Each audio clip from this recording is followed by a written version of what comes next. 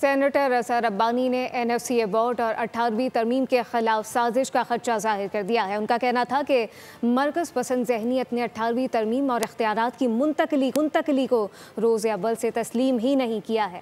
موجودہ NFC award صوبوں کو ملنے والی وزارتوں کا احاطہ نہیں کرتا۔